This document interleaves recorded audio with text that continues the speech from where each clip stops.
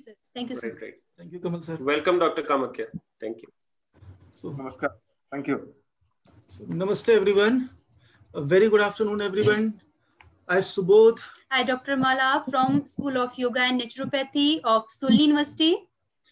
So we are welcoming to you all. It's our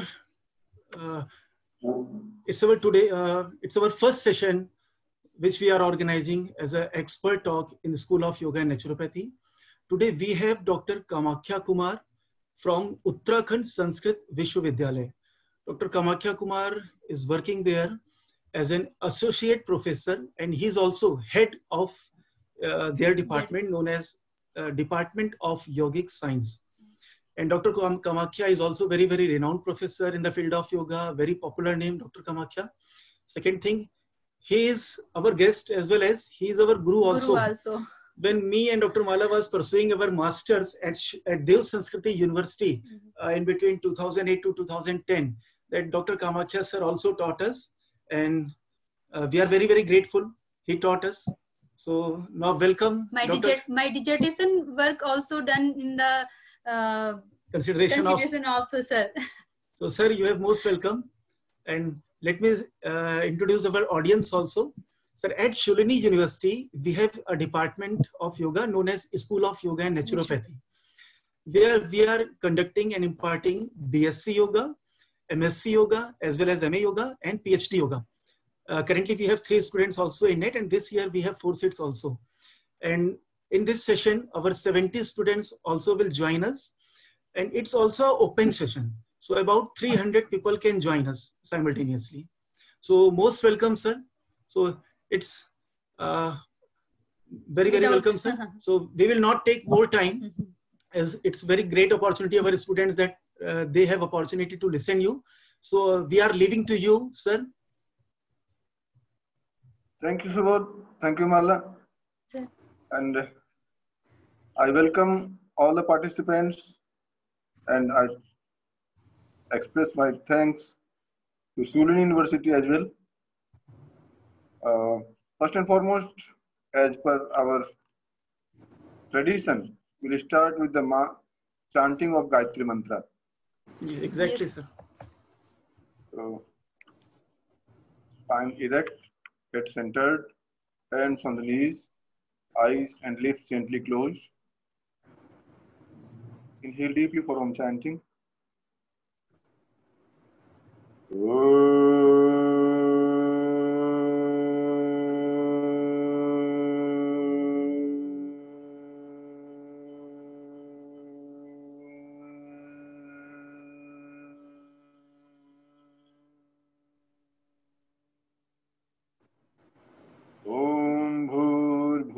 स्वः तत्सवितुर्वरेण्यं भर्गो देवस्य धीमहि धियो यो नः प्रचोदयात्। वह परमात्मा हमारी बुद्धि को सन्मार्ग में प्रेरित करे। Dear friends, today's topic of discussion is role of yoga to boost immunity. मित्रों, आज हम इस टॉपिक के अंतर्गत जो हमारे आउटलाइंस हैं, सबसे पहले उसको डिस्कस कर लें। इसमें हम लोग basic introduction of yoga, introduction to immunity, then immunity and its relation with stress, then anti-stress mechanism of yoga, and then we'll conclude with the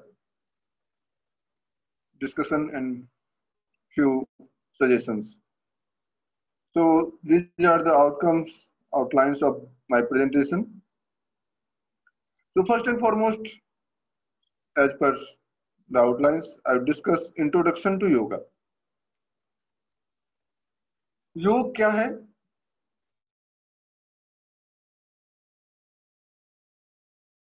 Are the scholar of yoga, whether it is masters or doctorate. The thing available in the field of yoga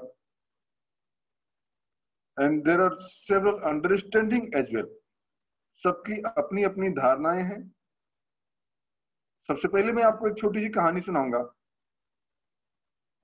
वैसे तो कहानी आप सुनते रहते हैं।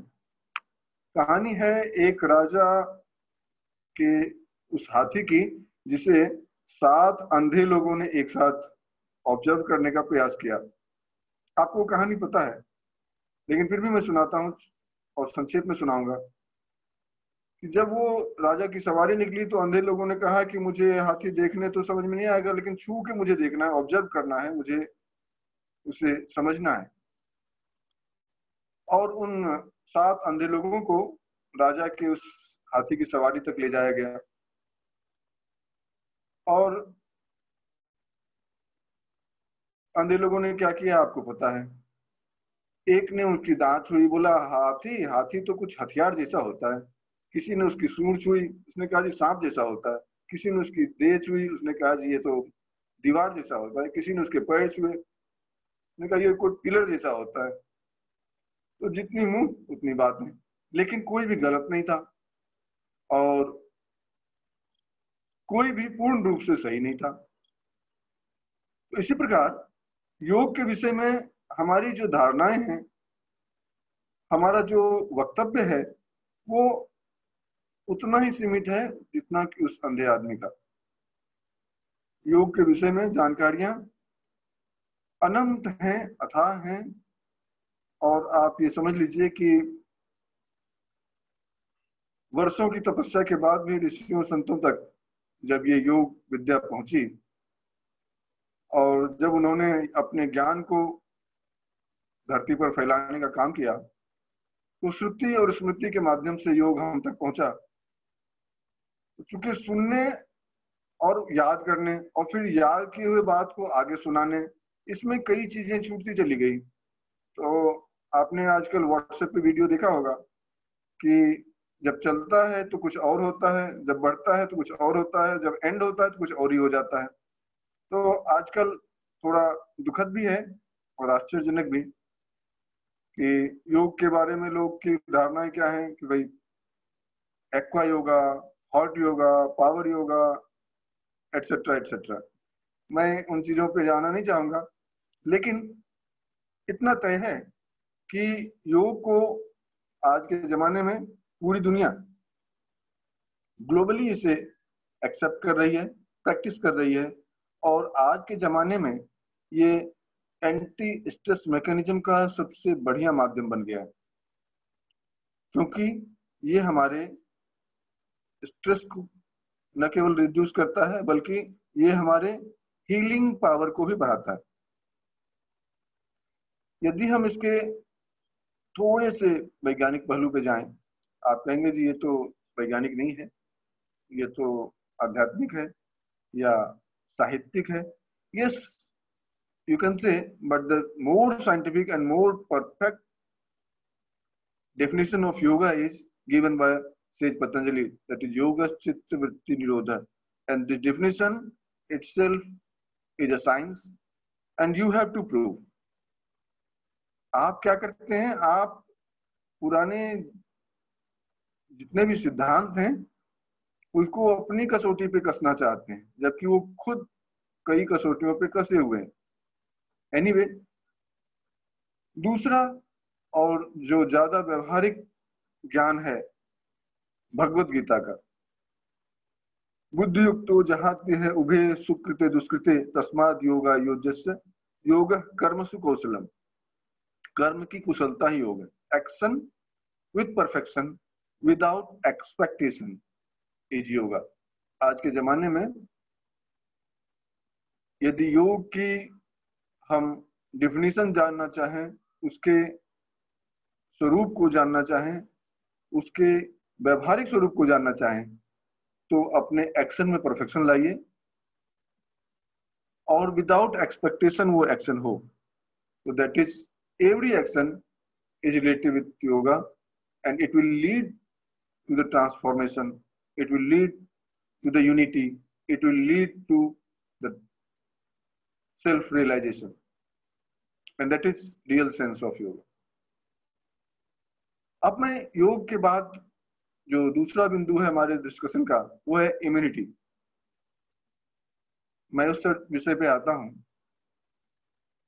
Immunity के विषय में आपको जहां तक पता है और थोड़ी जानकारी हमने भी इकट्ठा करने की कोशिश की, उसके अनुसार immunity is the capability of multi cellular organism to resist harmful micro organism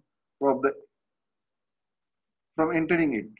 आपकी बॉडी में किसी भी इंफेक्शियस या हार्मफुल जो मॉलिक्यूल्स हैं, माइक्रो ऑर्गेनिज्म हैं, वो आपके बॉडी में प्रवेश न करने पाए, और इसकी क्षमता, यह क्षमता है, यही इम्यूनिटी है।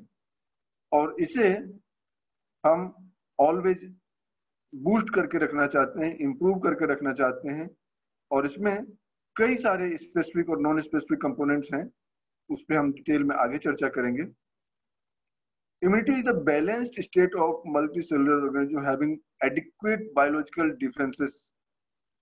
हमारे अंदर वो क्षमता उतने तीव्र स्थिति में होनी चाहिए, उतने कहिए कि हमें उतना साधन संपन्न होना चाहिए कि किसी भी तरह के इन्फेक्शन से और डिजीज से हम फाइट कर सकें। जैसे आप हेल्थ की डिफिनीशन जानते हैं, हेल्थ के विषय में कहा जाता है, health is a state of complete physical, mental, spiritual and social wellbeing, not merely the absence of any disease और इन्फर्मिटी। डिजीज का मतलब तो समझ में आता है, डिसीज, बट इन्फर्मिटी क्या है? यही इन्फेक्शन से रिलेटेड है।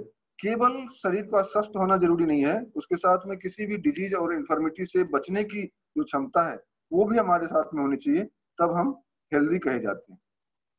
इस तरह से ये जो हेल्थ की डिफिनेशन का उल्टा स्वरूप है वही डिजीज है। और इससे आप इम्यूनिटी से जब जोड़ना चाहें तो जब हमारी इम्यूनिटी कमजोर होती है तभी हमारे ऊपर डिजीज हावी होते हैं। और इसमें एक और चीज आती है, ऑटो इम्यून डिजीज। जब हमारी इम्यूनिटी इतनी ज्यादा बढ़ जाए कि उसे यही नहीं पता कि हमारे शरीर को कितना स्वस्थ रहना है, या कहिए कि उसे लगता है कि हमारी बॉडी जरूरत से ज्यादा स्वस्थ है, तो अपनी ही इम्यूनिटी अपनी बॉडी को खाने लगती है, वो ऑटो इम्यून डिजीज में आता है। तो ऐसे ऑटो इम्यून डिजीज से भी बचने की जो तकनीक है वो इम्यूनिटी के अंतर्गत आती है। एनीवे, मैं अब इम्यूनिटी के दो टाइप्स पर आता हूँ। इम्यूनिटी जो है वो दो तरीके से नापी जाती है, वो है, एक है ह्यूमरल और दूसरा है cellular. Humoral can be transferred with infusion of plasma, ये ब्लड प्लाज्मा के थ्रू ट्रांसफर हो सकता है। और सेलुलर है कैन नॉट बी ट्रांसफर्ड, आपके सेल में जो इम्यूनिटी है वो ट्रांसफर नहीं हो सकती, आपके प्लाज्मा में जो इम्यूनिटी है वो ट्रांसफर हो सकती है। अब इन दोनों तरह के इम्यूनिटीज को यदि हम डिटरमाइन करना चाहें कि ये इम्यून, हम कितने इम्यून हैं, what determines the immunity, haemoglobin और इम्यूनोग्लोबुलिन, ये जो है वो हम सीरम इलेक्ट्रोफोरेसिस से जानते हैं। तो हीमोग्लोबिन को तो आप नाप लेते हैं जो हमारा HB लेवल है, और इम्यूनोग्लोबिन को हम सीरम इलेक्ट्रोफोरेसिस से जांचते हैं। और इसके अंतर्गत एल्ब्यूमिन और ग्लोब्यूलिन, ग्लोब्यूलिन में भी 3 कंपोनेंट्स आते हैं, अल्फा, बीटा और गामा। गामा जो है वो सबसे महत्वपूर्ण है, जो हमारे एंटीबॉडीज को डिफाइन करता है, या कि हमारे बॉडी में कितनी एंटीबॉडीज हैं उसे मापता है। तो इस तरह से हम इन 2-3 टेस्ट के आधार पे अपने इम्यूनिटी को डिटरमाइन करते हैं। और तीसरा है विटामिन। डिफरेंट जो विटामिन है हमारी बॉडी में, उसकी मात्रा कितनी है, ये भी महत्वपूर्ण होती है। तो यदि हम अपने इम्यूनिटी को जांचना चाहें, जानना चाहें, तो ये 2-3 टेस्ट यदि हम अपने रेगुलर बेसिस पे कराते रहें तो हमें ये पता पड़ता रहेगा कि हम कितने इम्यून हैं। और यदि इनमें कहीं कोई कमी है तो उसकी वजह आगे हम देखते हैं। How can we measure the immunity? तो एक तो हीमोग्लोबिन हो गया, और दूसरे vitamin A, vitamin D, serum iron और सीरम जिंक। फिर उसमें इम्यूनोग्लोबिन में इलेक्ट्रोफॉस्फोरस जो स्पेशली गामा ग्लोबुलिन्स को नापता है, IgM और IgG। तो इस तरह से जो विटामिन की डिफिशियंसीज है या आयरन की डिफिशियंसी है या सीरम में जिंक की डिफिशियंसी है, ये यदि हमें पता पड़ जाए तो इसको हम लोग अपने लेवल पे बढ़ाने का प्रयास करेंगे। या कहिए कि जब हमारी बॉडी में इम्यूनिटी कम होती है तो ये सारे पैरामीटर्स जो हैं वो कमजोर हो जाते हैं, और हम ये देखते हैं कि इनको यदि ठीक कर लिया जाए, इन पैरामीटर्स को यदि चेक कर लिया जाए तो हम अपनी इम्यूनिटी को बचाए रख सकते हैं। इसके बाद हम देखना चाहेंगे कि ये जो इम्यून सिस्टम है वो कमजोर क्यों होता है और कैसे होता है। उसके 4 पॉइंट हैं। एक तो है डाइटरी डिफिशियंसी। डाइटरी डिफिशियंसी में अब जैसे हम लोग भोजन तो करते हैं लेकिन ये ध्यान नहीं रखते कि उसमें प्रोटीन की मात्रा कितनी है, विटामिन ए या डी या विटामिन बी कॉम्प्लेक्स की, आयरन या जिंक की मात्रा कितनी है। दूसरा, लैक ऑफ फिजिकल एक्सरसाइज। आज के जमाने में जो लोग हैं वो अकर्मण्य हो गए हैं, उनकी बॉडी की जो शारीरिक क्षमता है उसके अनुसार वो श्रम करना नहीं चाहते। Lack of physical activities. ये लैक ऑफ फिजिकल एक्टिविटीज क्या करता है, जिसको हम लोग कहते हैं अकर्मण्य जीवन शैली, सेडेंटरी लाइफस्टाइल। ये सेडेंटरी लाइफस्टाइल हमारी इम्यूनिटी को कम कर देता है।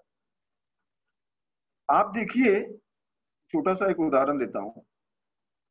दिल्ली से हजारों की संख्या में मजदूर, मुंबई से, सूरत से, फलाने जगह से, हर जगह से मजदूर चले, उनकी जो रोग प्रतिरोधक क्षमता है वो ज्यादा है। क्यों? क्योंकि वो श्रम करते हैं।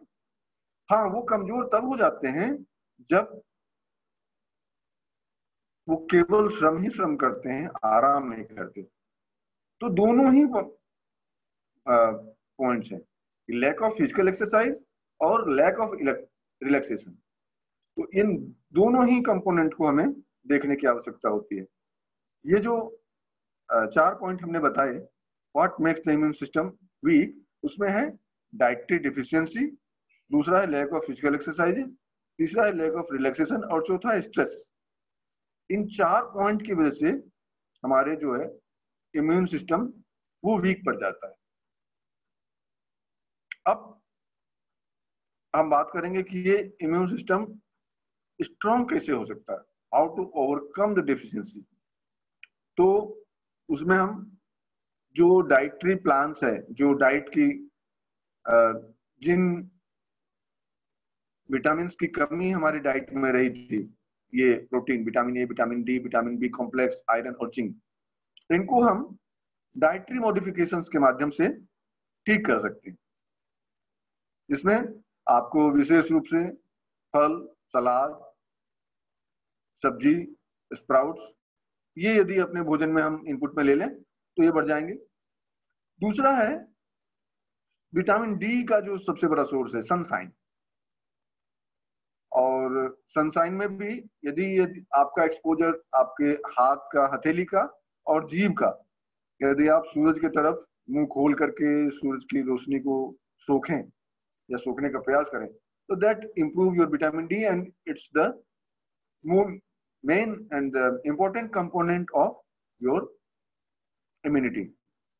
और देन वहां पे था फिजिकल एक्टिविटीज और रिलैक्सेशन की कमी, उसे हम लोग योग से ठीक कर सकते हैं। तो डाइट और सूरज की रोशनी के अलावा जो तीसरी महत्वपूर्ण और हमारे इस चर्चा का विषय है वो है योग। भोजन और सूरज की रोशनी, इन दो चीजों को तो आप अपने लेवल पे ठीक कर सकते हैं, और जो हमारे लेवल पे यानी कि योग के जो हम एक्सपर्ट हैं, वो दो चीजों को हम बेहतर कैसे कर सकते हैं। जो लैक ऑफ फिजिकल एक्टिविटीज थी और लैक ऑफ रिलैक्सेशन था या स्ट्रेस था, इन 3 बिंदुओं को हम इस एक बिंदु से ठीक कर सकते हैं। अब ये अलग बात है कि इसमें से आपको योग करना क्या है, कैसे करना है, और उसका हमारे साथ में रिलैक्सेशन कनेक्शन क्या है, ये देखना। Immunity and its connection to stress. अब हम बात करते हैं उस तीसरे बिंदु की जो हमारे चर्चा का विषय है। स्ट्रेस में be the largest factor in determine our illness. जब भी हम बीमार पड़ते हैं तो ऐसा देखा गया है कि हमारे व्हाइट ब्लड सेल्स ये कम हो जाते हैं।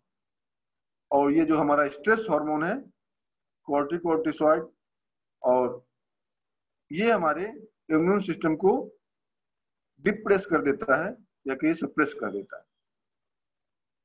ढेर सारे स्टडीज हैं, मैं अभी उस पर भी आऊंगा, जिससे कि पता पड़ता है कि यौगिक रिलैक्सेशन जो है, यौगिक एक्टिविटीज जो है, वो हमारे इम्यूनिटी को इंक्रीज करते हैं। अब ये देखिए, सबसे पहला स्टडी मैं लेके आया हूं आपके सामने है, वो है 1993 का मैकएवन बीएस एट अल का। इन्होंने अपने स्टडी में देखा कि psychophysiological process usually experienced as a negative emotional state. It is common condition, a response to the physical trait or psychological distress that generates a host of chemical and hormonal reactions. इससे जो है, the health effects of stress involves mainly autonomic, cardiovascular and immune system. जब भी हमारा stress बढ़ता है तो इससे हमारे autonomic nervous system, cardiovascular system और इम्यून सिस्टम पर नेगेटिव इफेक्ट पड़ता है। इसी से रिलेटेड दूसरी स्टडी है जो 1964 की है। Studies have shown that stress is associated with increase latent viral reactions. इसमें सोलोमन जीएफ एट अल ने ये तय किया था कि इम्यूनिटी बढ़ेगी तो स्ट्रेस कम होगा, स्ट्रेस बढ़ेगा तो इम्यूनिटी कम होगी। ये एनिमल्स में और ह्यूमंस में दोनों में ही एक जैसा काम करता है। इसी तरह से यदि हम डीप ब्रीथिंग, रेस्ट करें, जो कि योग में किया जाता है, तो इससे, जैसा कि स्ट्रेस से रिलेटेड है इम्यूनिटी, जब भी हम इम्यूनिटी बढ़ाना चाहते हैं अपनी, तो स्ट्रेस को घटाना होगा। और स्ट्रेस को घटाने के लिए हम क्या करते हैं? डीप ब्रीथिंग करते हैं। आपको जैसे कोई कभी गुस्सा आए तो क्या करते हैं आप? गुस्से को यदि दबाना हो तो आप क्या करते हैं? आप एक गहरी सांस लेते हैं और ये तत्काल आपके दिमाग को ठंडा कर देता है। उसी तरह से इसका बहुत गहरा कनेक्शन है। यदि इसको हम प्रोलॉन्ग कर सकें, यदि यही क्रिया हम देर तक कर सकें, तो ये हमारे ब्रेन को काम कर देता है। और उसी तरह से रेस्ट है, जैसे प्रैक्टिस ऑफ योग निद्रा है, ये हमारे इम्यून सिस्टम से बहुत डीपली कनेक्टेड है और ये हमारे इलनेस को भी रिड्यूस करता है। जब आप देखते हैं कि कोई भी आदमी बीमार पड़ता है तो उसे क्या किया जाता है? उसे नींद की दवा दी जाती है, नींद के इंजेक्शन दिए जाते हैं, ताकि वो ज्यादा देर तक रेस्ट कर सके और उससे उसका जो इम्यून सिस्टम है वो ऑटोनोमिक नर्वस सिस्टम के थ्रू वो रेगुलेट हो जाए और अगले एक्टिविटीज के लिए तैयार हो जाए। अब मैं कुछ और स्टडीज आपको दिखाना चाहता हूं इम्यूनिटी और रिलैक्सेशन से संबंधित। एब्डोन M1 एट अल के स्टडीज में, ये जो 2006 में छपा था, इसमें इन्होंने 2 स्टडीज की और ये देखा कि जो इलेक्ट्रोएन्सेफेलोग्राम है EEG के ऊपर, जो गाबा के थ्रू इंड्यूस होता है रिलैक्सेशन, और इससे हमारा अल्फा वेव्स बढ़ जाता है। और ये यदि अल्फा वेव्स हमारे ब्रेन के बढ़ जाते हैं तो इससे हमारी एंजाइटी रिड्यूस हो जाती है। उसी तरह से इसी से संबंधित इन्हीं की एक दूसरी स्टडी है। इसी स्टडी में उन्होंने उसको इनकॉर्पोरेट किया है कि जो गाबा है वो इम्यूनिटी को इंट्रोड्यूस करता है या कि इम्यूनिटी को आगे रिफ्लेक्ट करता है और स्ट्रेस की वजह से उसको कम होते देखा गया है और एंटी स्ट्रेस की वजह से इस गाबा को बढ़ते हुए देखा गया है। इन 2 स्टडीज के माध्यम से आप समझ सकते हैं कि हमारे इम्यूनिटी का रिलैक्सेशन के साथ क्या कनेक्शन है। अब मैं योग का एंटी स्ट्रेस मैकेनिज्म आपको समझाना चाहता हूं। जो हमारी चौथी और 5वीं स्टडी है, ये हमने नीचे कोट कर रखा है। गैलोन्स PH एट अल, जो कि स्टडी 1984 में पब्लिश हुई थी, और व्हाइट हाउस WG एट अल जो 1996 में स्टडी पब्लिश हुई थी, इन दोनों में ही बताया गया है कि यदि हमें अपने इम्यूनिटी को बढ़ाना है, योग यदि हम करते हैं तो वो एक एंटी स्ट्रेस मैकेनिज्म के रूप में काम करता है और ये हमारे एंजाइटी को, स्ट्रेस को, डिप्रेशन को और भी तरह जितने भी नेगेटिव इमोशंस हैं उनको डिक्रीज करने में मदद करता है। ऐसी एक और स्टडी है जो हमारे द्वारा की गई है और ये yoga magazine issue 15 York street London से पब्लिश हुई थी, इफेक्ट ऑफ योग निद्रा ऑन ब्लड सेल्स। ऐसा गया है कि यदि आप अच्छे से रिलैक्सेशन करें तो इससे हमारे टोटल ल्यूकोसाइट काउंट TLC और हीमोग्लोबिन में वृद्धि देखी गई है, सकारात्मक वृद्धि देखी गई है। और एक और स्टडी इसी से रिलेटेड है जो योग विज्ञान में छपी थी और इसमें देखा गया था कि यदि हम लगातार रिलैक्सेशन की प्रैक्टिस करें, योग निद्रा करें, तो ये हमारे कई सारे फिजियोलॉजिकल एक्टिविटीज को, खास करके pulse rate, respiration rate, blood pressure और GSR गैल्वेनिक स्किन रिस्पॉन्स, इसको बेहतर करने में मदद करता है। इस तरह से कुछ और स्टडीज भी हैं।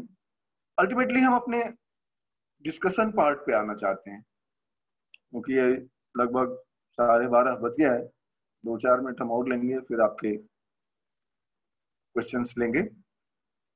तो डिस्कशन पार्ट में हम एक और स्टडी आपके सामने रख रहे हैं, अरविंद गोपाल की। ये सबसे लेटेस्ट स्टडी 2011 की, और इन्होंने बताया कि योग जो है वो हमारे स्ट्रेस को डिक्रीज करने में और सेल्यूलर इम्यूनिटी को बढ़ाने में मदद करता है। जैसा कि आपको बताया कि इम्यूनिटी 2 तरह की होती है और महत्वपूर्ण है सेल्यूलर।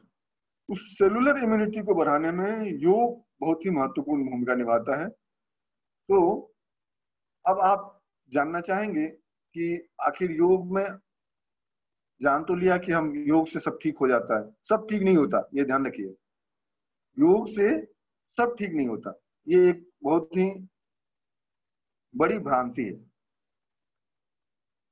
हमें इस बात का ध्यान रखना पड़ेगा कि योग के कुछ लिमिटेशंस भी हैं। आप सबके ऊपर सब कुछ ट्राई नहीं कर सकते, इसलिए योग के उन पहलुओं को ध्यान में रखिए जिससे कि यदि हमारा जो ऑब्जेक्टिव है, हम उस योग के माध्यम से क्या बढ़ाना चाहते हैं, क्या कम करना चाहते हैं, ये ध्यान रखें। जैसे कोई डायबिटिक पेशेंट है तो उसकी इम्यूनिटी ऑटोमेटिकली कम होगी। कोई एड्स का पेशेंट है, उसकी इम्यूनिटी बहुत ही ज्यादा कम होगी। तो इसके ऊपर यदि योग का प्रभाव देखना है, जानना है, तो उसके लिए आपको योग प्रयोग दूसरे तरीके के करने होंगे। जनरल यदि जो अभी हमें कोरोना के संदर्भ में देख रहे हैं, अपनी इम्यूनिटी को स्ट्रांग रखना है और वायरसेस से लड़ना है, तो ऐसे में हमें क्या करना है? ऐसे में हमें सिंपल कुछ योगाभ्यास का चयन करना है। और ये अभ्यास कौन कौन से हो सकते हैं? ये अभ्यास मेरे हिसाब से ये 3 है। सूर्य नमस्कार आप सब जानते हैं, नाड़ी शोधन प्राणायाम और सविता ध्यान, उगते हुए सूरज का ध्यान। आप देखते हैं स्वर्णिम लाल गोला। आज आपने, जब हमने अपने सेशन की शुरुआत की तो ध्यान दिया होगा कि मैंने गायत्री मंत्र से शुरुआत की, और गायत्री मंत्र के समय ध्यान किसका करते हैं?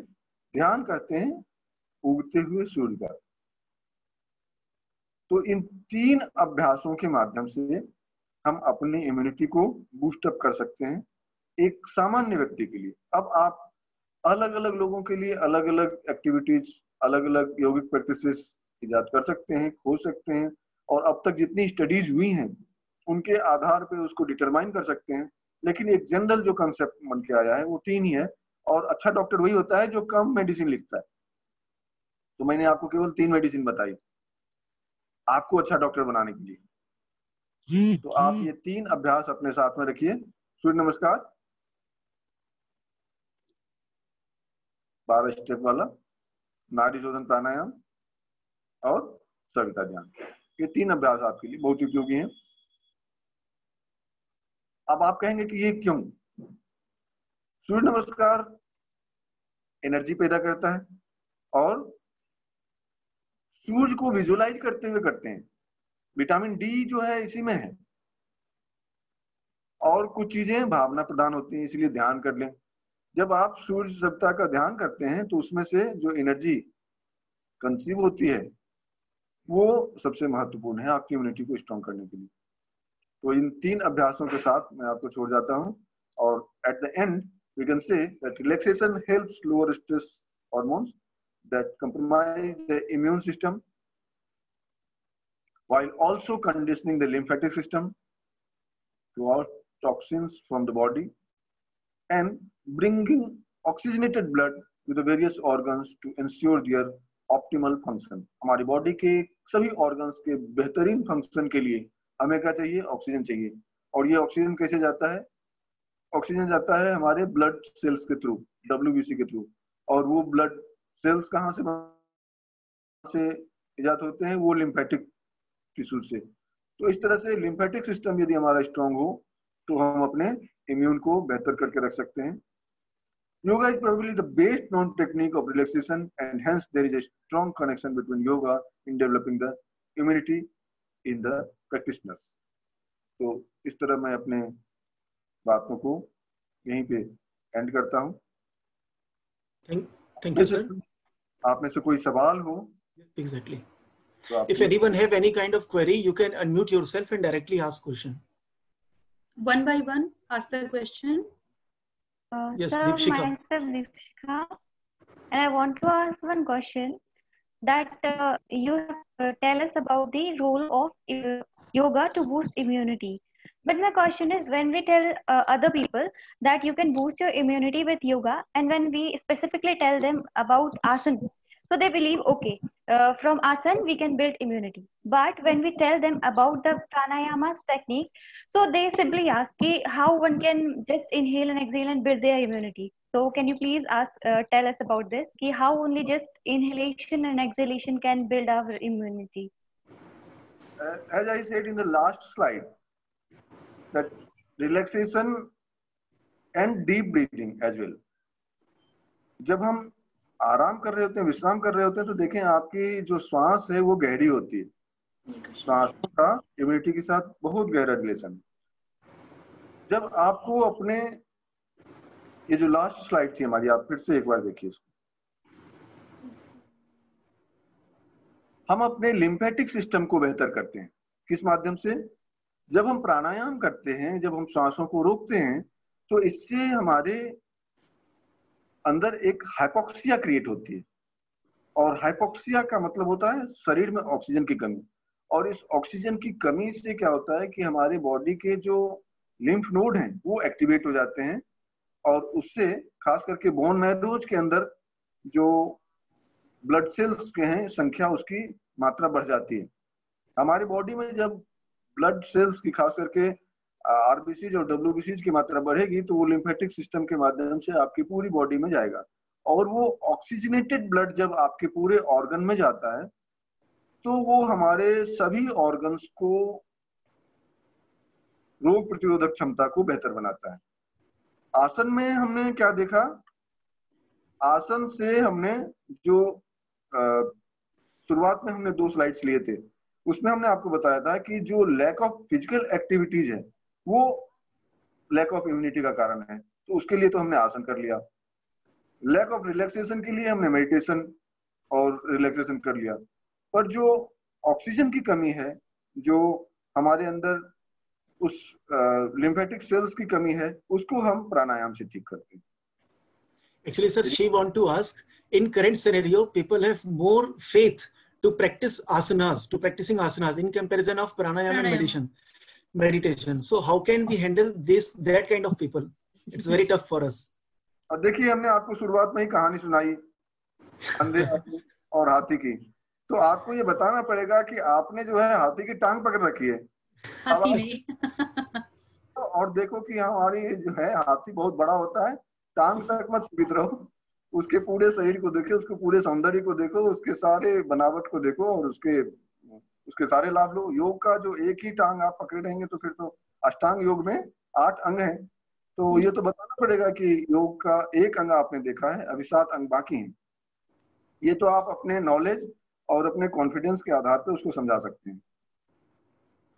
सर, समवन हैज क्वेश्चन, क्या मुद्रा एवं बंध से भी स्ट्रेस को दूर किया जा सकता है? सर, क्या इसमें कोई शोध अब तक हुई है? मुद्रा और बंध के माध्यम से, मुद्रा और बंध क्या है कि प्राणायाम के सहयोगी हैं ये लोग, ये जो एक्टिविटीज हैं। Okay sir. मुद्राएं हमारे कंसंट्रेशन को बढ़ाती हैं और बंध जो है वो प्राण के आयाम को बेहतर या बांध के रखने में मदद करता है। इसके ऊपर डायरेक्ट स्टडी अभी तक हुई नहीं है ये, हाँ, लेकिन ग्रुप में आसन, प्राणायाम, मेडिटेशन, सटकर्म के साथ में ग्रुप में एक्टिविटीज करके योगाभ्यास का प्रभाव कई हमारे ऑर्गन्स पे, कई हमारे सिस्टम्स पे देखा गया है।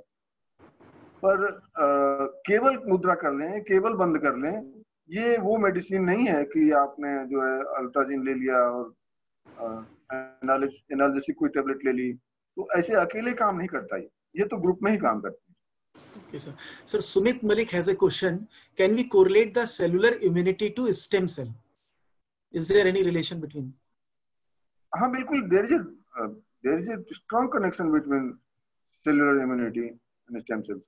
हम जब डीप स्टडी में जाते हैं तो यही चीजें तो निकल के बाहर आती हैं। हम अपने बॉडी के इम्यूनिटी को जो स्ट्रॉन्ग करते जाते हैं, हम अपने एक से एक, ये कहिए कि अपनी इम्यूनिटी को सेल लेवल पर लेके जाते हैं। हाँ, ये अलग बात है कि उसको आप ट्रांसफर नहीं कर सकते। आपके सेल की जो इम्यूनिटी है वो आप ही तक रहेगी। आपको कहीं ट्रांसफर करना है तो वो प्लाज्मा के थ्रू जाएगा। Okay, sir. Sir, to improve, I have a question. To improve immunity, you mentioned 3 practices: sun salutation, nadi shodhan, and savita dharana. Suppose those are not able to perform sun salutation, so which asanas recommended for this type of people from your side?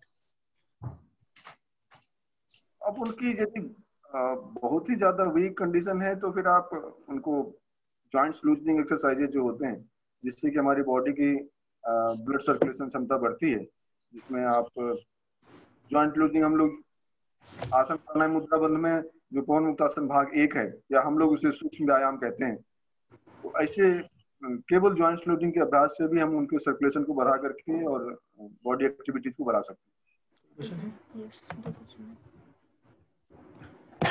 One question, sir, from Rajini Ahuja want to ask. I want to ask, how can a patient of COVID-19 heal faster by practicing yoga and Ayurveda? How can a patient of COVID-19 heal faster by practicing yoga and Ayurveda? चाहे वो कोविड-19 के patient हो, चाहे ads के, cancer के, या ऐसे कोई भी बहुत ज्यादा वीक इम्यूनिटी के लोग हों, योगाभ्यास और आयुर्वेद यदि आपने मिला दिया तब तो समझिए कि 4 पहियों वाली गाड़ी होगी, तो वो बहुत तेज दौड़ती है। आप योग को केवल योगाभ्यास भी लें तो आप ये समझिए कि आसन, प्राणायाम और मेडिटेशन हमारे इनर स्ट्रेंथ को विकसित करता है। हमारे जो अब अंदर यदि कोई डेंजरस इन्फेक्शंस आ गए हैं अंदर, तो वो तभी नष्ट होंगे जब हमारी, आप देखते हैं कि जब हमें बुखार आता है, बुखार क्यों आता है? बुखार आता है जब हमारे अंदर कोई इन्फेक्शन आ जाता है, तो हम अपनी बॉडी को ऑटोमेटिकली हम अपने शरीर को गर्म करते हैं ताकि वो जो इन्फेक्शंस हैं वो अंदर ही नष्ट हो जाएं, जल के नष्ट हो जाएं। तो इसी तरह से ये जो एनर्जी हम क्रिएट करते हैं योगाभ्यास के माध्यम से, खास करके सूर्य नमस्कार का नाम हमने लिया, आप इसमें नाड़ी शोधन नहीं, सूर्य वेदी प्राणायाम कर दीजिए, भस्त्रिका प्राणायाम कर दीजिए। ये जो एनर्जी आपकी, एनर्जी लेवल जो आपका हाई होगा, वो आपके इन्फेक्शंस को कम करेगा। So, Mr. Pradeep, thank you, sir. So Pradeep Solanki has a very effective question. He wants to know the relation between Hasya Yoga, laughter yoga, and to increase immunity. What is the significance between those? How can increase immunity with the Hasya Yoga? देखिए, हास्य योगा को मैं तो योग मानती नहीं। ये जितने भी नए तरह के योग आए हैं ना, उससे कम से कम जो खास करके मास्टर्स कर रहे हैं, जो गहराई में उतर रहे हैं योग के, उनको ये समझना चाहिए, उनको अपने साथ में इन चीजों से दूरी बनानी चाहिए। हास्य योगा क्या है? मजाक है? हास्य तो योग होता है। चलो हंसना अच्छी बात है। आप कपिल शर्मा कई लोग कहते हैं जी हम आपके शो देख करके खुश हो गए, स्वस्थ हो गए। हंसना अच्छी बात है, पर हंसने को योग नहीं कर सकते। Sir, Mr. Lalit Madan from Morarji Desai National Institute want to ask a question. He has a question. Is there any relation of Shatkarm practices to improve immunity? Yes, there is a very strong relation between immunity and Shatkarma.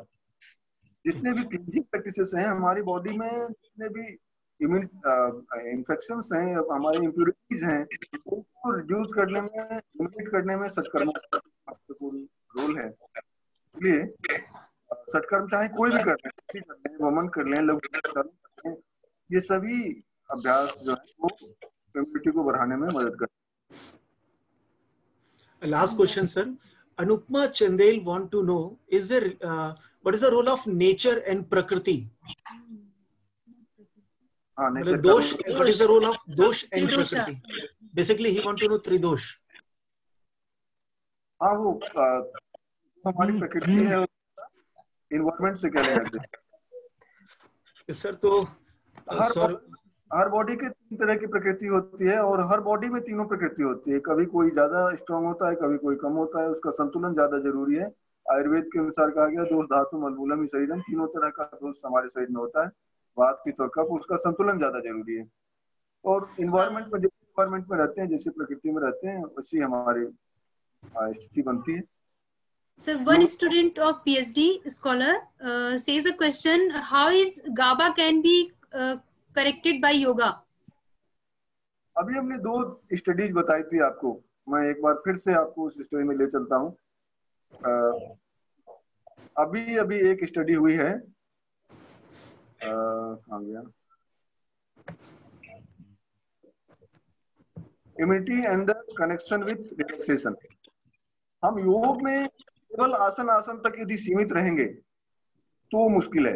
योग के सारे परिप्रेक्ष्य को जब हम लेते हैं, प्राणायाम भी, मेडिटेशन भी, रिलैक्सेशन भी, मुद्राएं भी, बंद भी, तब ये स्टडी है एम एटल की, और ये 2008 की स्टडी है, जो बताती है कि हम अपने गाबा को ठीक कर सकते हैं, अपनी एंजाइटी को कम कर सकते हैं और अपने रिलैक्सेशन के माध्यम से इम्यूनिटी को बढ़ा सकते हैं।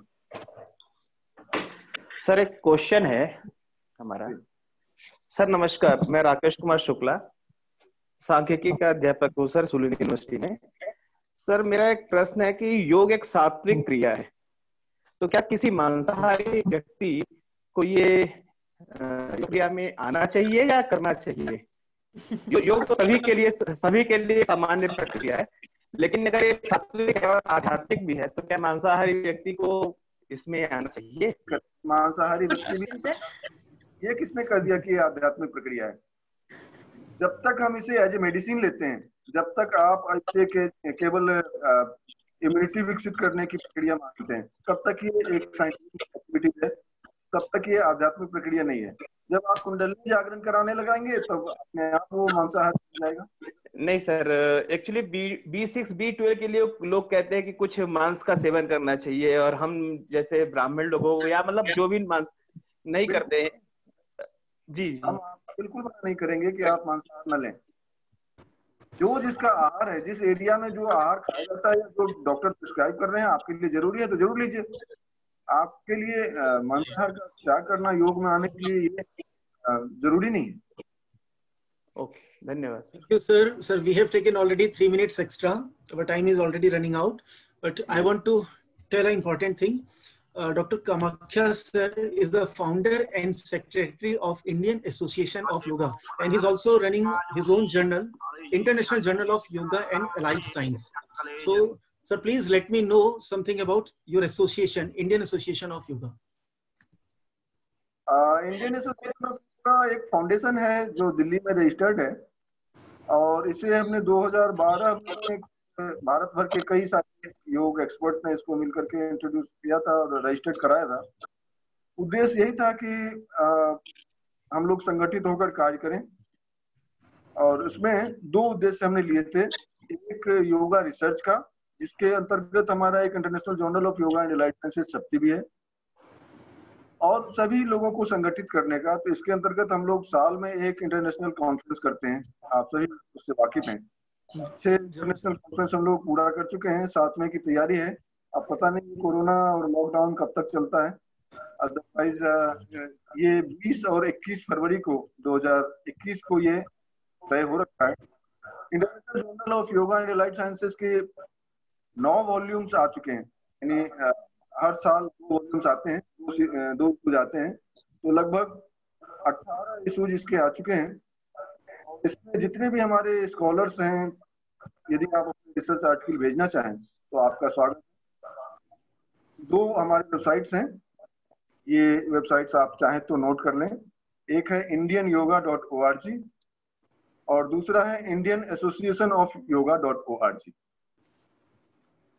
indianyoga.org international journal of yoga and allied sciences के लिए, और Indian Association of Yoga.org हमारे एसोसिएशन का। और तीसरा एक और वेबसाइट है international journal of science and consciousness का, IJSC.net। आप हमें मेल भी कर सकते हैं, आप फेसबुक पे जा सकते हैं हमारे नाम से, यूट्यूब पे जा सकते हैं। मैं आपका ज्यादा समय नहीं लेना चाहूंगा, यदि आप इजाजत दें तो मैं Thank you, sir. प्रणाम करता There are too many questions, but due to lackness of time, we have to sum up. It was a great experience for us, and आपने अपने बिजी शेड्यूल से हमारे लिए इतना समय निकाला, बहुत बहुत धन्यवाद सर। और हम लोग उम्मीद करते हैं सर फ्यूचर में हम एक और एक्सपर्ट टॉक लगाएंगे आपके साथ, क्योंकि एक छोटे से लेक्चर में आपका सर जो जिस तरह से आप प्रकांड पंडित हैं अपने विषय के, तो वो सारी बात हो नहीं पाई। बहुत सारे क्वेश्चंस ऐसे आए हैं सर, स्टूडेंट्स बोल रहे हैं कि ऐसे लेक्चर हमारे होते रहने चाहिए। बिल्कुल होने चाहिए। हम आते रहेंगे आप लोगों से। आप लोगों ने ये टॉक ऑर्गेनाइज किया, आप लोगों का बहुत बहुत धन्यवाद, बहुत बहुत बधाई। आप लोग बहुत बढ़िया कर रहे हैं, ऐसे ही बढ़िया करते रहिए। सर आप गुरुजनों का आशीर्वाद बना रहे सर। धन्यवाद, बहुत बहुत धन्यवाद sir. Thank you to all to joining our session. Thank you, Nishta ma'am, Kamal sir, and all entire IT teams. Thanks to all. And thanks to students for the joining. Within 3-4 days, we have another session. Within 3-4 days, we have another talk series. So kindly join us. Thanks for joining today. Thank you, sir. Good afternoon, sir. Thank you. Thank you.